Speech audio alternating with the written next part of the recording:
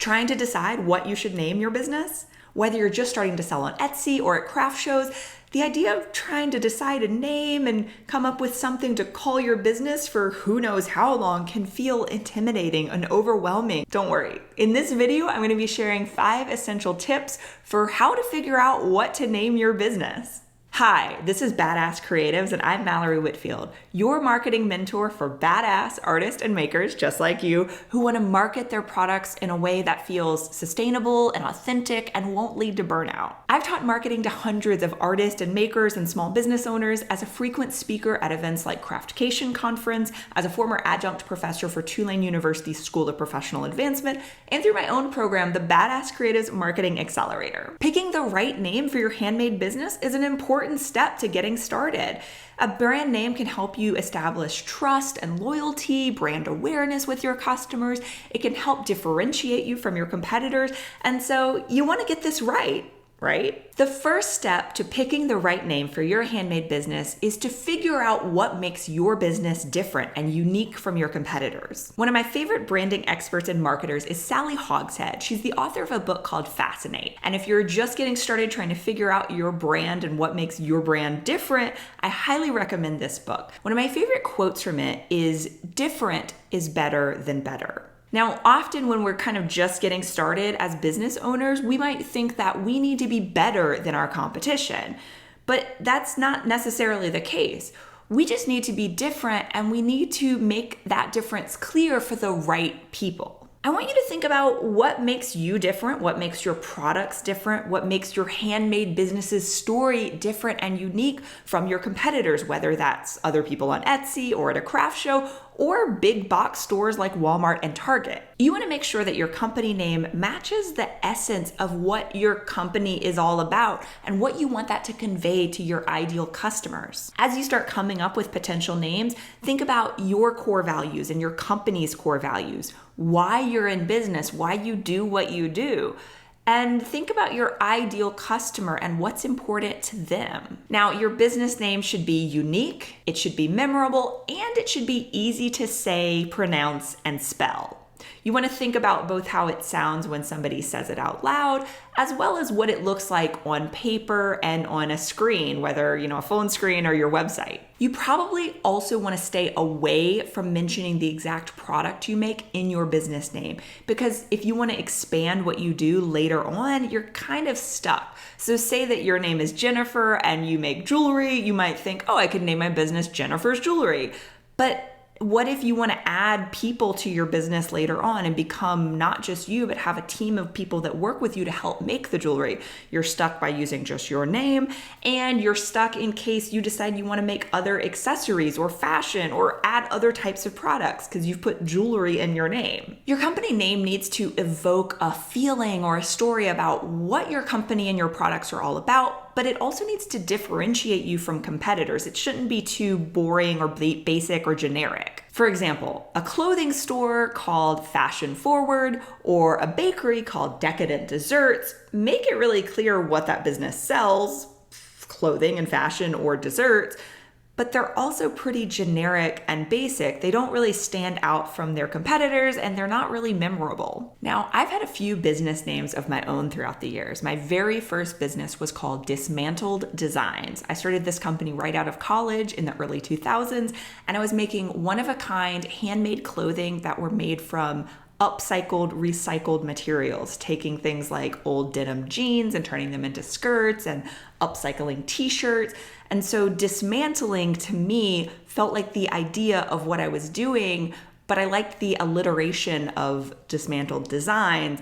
And by using the word designs, it gave me more opportunity than just calling it dismantled clothing. I could sell accessories, I could sell other types of products because design was a much broader word than clothing. Now, after doing that for a few years under that original business name, I started a company called Miss Malaprop. And Miss Malaprop started in 2006 as a blog. And Miss Malaprop really became another identity for me. I was the blogger, I was the person behind this business. It eventually became the name of the company where I sold most of my handmade goods, did most of the craft shows for many years.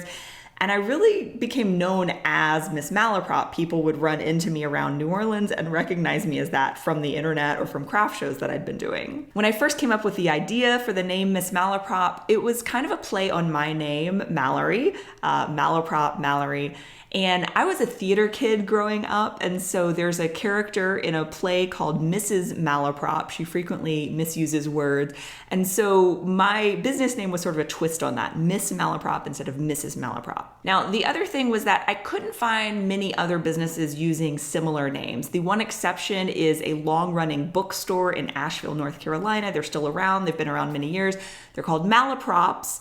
So it's a slightly similar, but my business was different because it was a very different product that I sold. I wasn't selling books. I wasn't in their location, and it was Miss Malaprop instead of just Malaprops. The second step is all about brainstorming potential ideas. Now, during the brainstorming phase, it's all about quantity over quality. You don't have to worry about narrowing things down right now. We'll do that later. But right now, you really just want to come up with as many potential ideas as possible for business names, because the more crazy and wacky and wild you can go, the broader range of ideas you can come up with, the more you have to work with, because you might be able to mix and match some of those ideas together in ways that can come up with a perfect business name just for you. Some tools I like to use during this phase of a brainstorming process: things like Post-it notes. You can do this if you're a kind of analog, like old school person, and just write them and stick them all over your wall or something. There's also great digital tools now, similar. You can use a Miro board, or Apple has a great app now called Freeform that you can kind of do a digital Post-it note with. You can also just start a list, whether on paper or on a Google Doc or your favorite note-taking app. So start making a list of all sorts of words that you love, interesting words that reflect your brand's mission and values, words that reflect the aesthetic or look of your products, words that reflect your ideal customer and words that they might be interested in or words they might resonate with. You could write down family names that have some sort of special meaning or significance to you. You could also include place names or location-based names that have some sort of meaning to you. You could even make note of sounds or non-word words, things that just sound fun to say. As long as it's still memorable and easy to say and spell, it's fair game. Think about Etsy. That's not a real word, but it's short and sweet and easy to type and easy to remember, and it worked for them as a business name. If you're stuck for ideas, try flipping through a dictionary or thesaurus, head down to your local library and just start picking up books and see which words catch your eye. You could look at foreign language books and see if you can come up with words that might be interesting. You can also use AI tools like ChatGPT to get the wheels turning.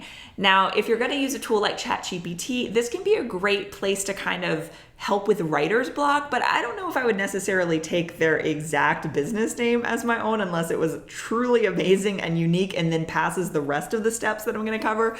But it can be a helpful tool to unstick yourself from writer's block. The third step is to research the marketplace and your competitors. Now that you've started coming up with some potential ideas for business names, do your research and figure out, is anybody else using some of these business names? Because those you don't want to use. You need something that is both unique and memorable. You're going to want to look and see which of your potential business names still have a domain name available for a potential website, which ones are available with social media handles that you can use. You should probably also check for any potential trademark and legal issues. Now, I am not a lawyer, so I'm not going to go much further into this, but just know that if you're planning to run a business, you should probably consult with a professional to just make sure that you are doing everything correctly and that you're not going to go ahead and pick a business name that then a few months or a few years down the road, you might have to rebrand everything because you've picked some name that someone else already has trademarked and is using. Now, if you're in the United States, one resource that I would recommend checking out is a company called Indie Law.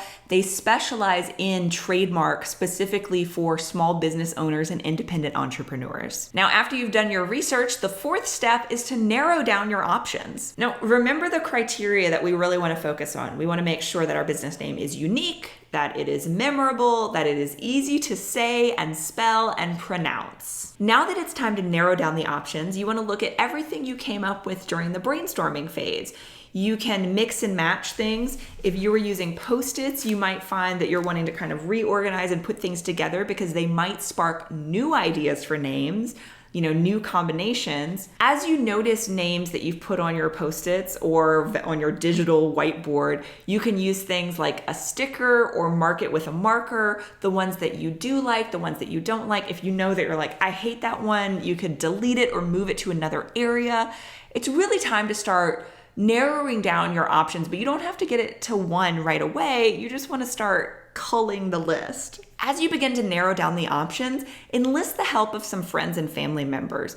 Try to get as diverse a group as possible to give you some feedback on which options really seem to say what you want to say about the products that you make, about the brand that you're trying to create, and have other people help you look for potential pitfalls.